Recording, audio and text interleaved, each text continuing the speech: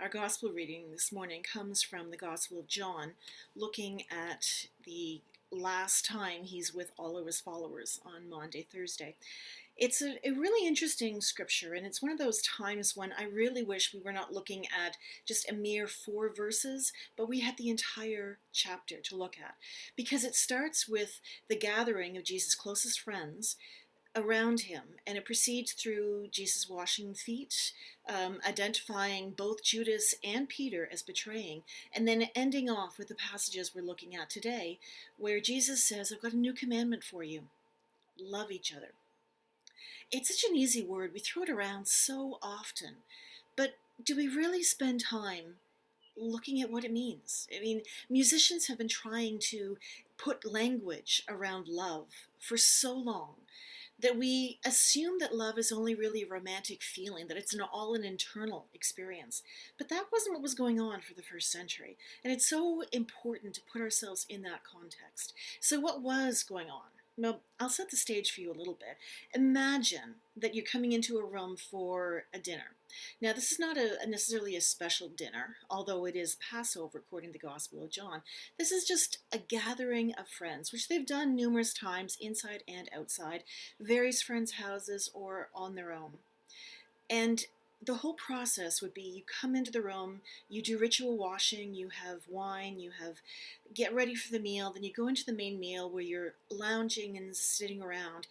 And then after the meal, there's this time of drinking and discussion. Very, very important. Anybody who's ever spent time with academics or people who are really excited about a topic, you know this format. We do it numerous times. After the meal is over, we sit and talk. That's what was going on. The meal was done. Jesus was now sitting and talking with his friends. And he identified, he wasn't pulling punches. This is the last time. If the message wasn't going to get out at this point in time, it wasn't going to get out. So Jesus sat there, even though he had washed the feet of Judas and Peter, both who had denied him and betrayed him. He sat there and talked about love, that there is something bigger here, something more important.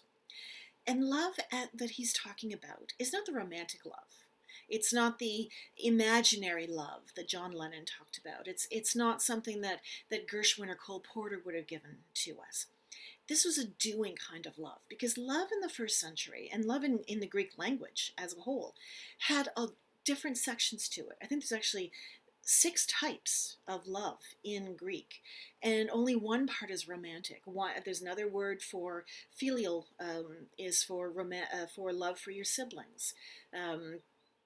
Matura, which I always laugh when I hear that, is a mature love. No, pragmata. Sorry, pragmata is a mature love.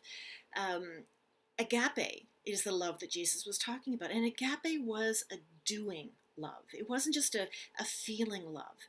And the new commandment wasn't just new in time, it was new in experience, it was new in nature, it was new in the world. That's what it meant. That Jesus was telling them, do something different. At the time, love was what you dedicated to your family, was the actions you showed the world to show who you were aligned with, who you would take care of, who you would rescue.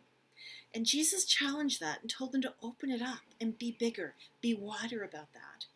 Bring a sense of protectiveness and action in how you lived. That's all Christianity is. That's all Christianity was that Jesus had explained.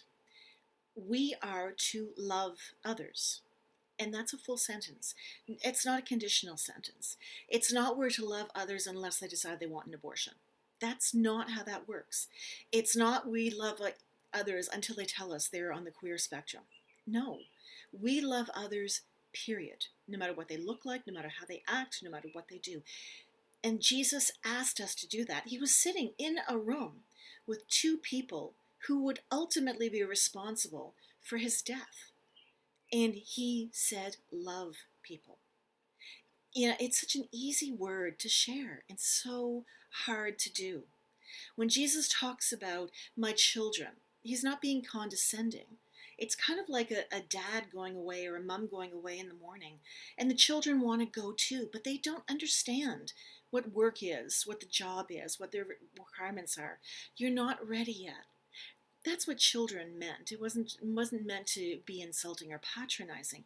We were not ready yet to go where Jesus was going. When he talked about glorified, he was talking about the resurrection. He was talking about the crucifixion that had on the way there as well. We weren't ready yet. We're not ready yet to join Jesus because we're not mature enough yet in our faith. And Jesus told us how we could go about doing that. And it was through love. And for 2,000 years, we have let that down. We have not followed through because it's so much easier if we just put out these restrictions and expectations of behavior and what being a Christian looks like in society. But the fact of the matter is, none of that, no amount of church attendance, no amount of looking and behaving the right way, no amount of quoting scripture or pretending to be holier than thou, none of that gets to the core of what our faith is all about. And it's a simple, complex matter of loving each other, loving the homeless folk, and love as action, not just standing back and feeling good about ourselves because we've done the minimum that we can do, and most of us only ever do the minimum. Love is meant to be enacted. There's no other way to say it. How do you show love to your family? Make them things, buy them things, hold them when they're suffering. It's action. We do stuff. We don't just stand apart from them and give them a bunch of words, because then there's no real love exchange there. It's more duty. The love that we are asked to be is the agape love, the engaged love, the I want you to have so much. Even if I don't really like you as a person, I want you to have everything that God has promised us, that God says is part of a living, safe community, is part of the new world we're going to experience. If we don't have that love, then we are not living the one message Christ repeated over and over and over. And if we are not exhibiting that love, we're not really church. On this Easter Sunday, so close to Pentecost, take time to really evaluate that love that you're offering. And it can be reevaluated, it can be relived every day of the week, it can be assessed every hour. It is something that we are completely capable of doing. It is incredibly complex and incredibly simple. And sometimes we let the complex get in the way. Love each other. Love each other. Jesus repeated that. That's all there is to it.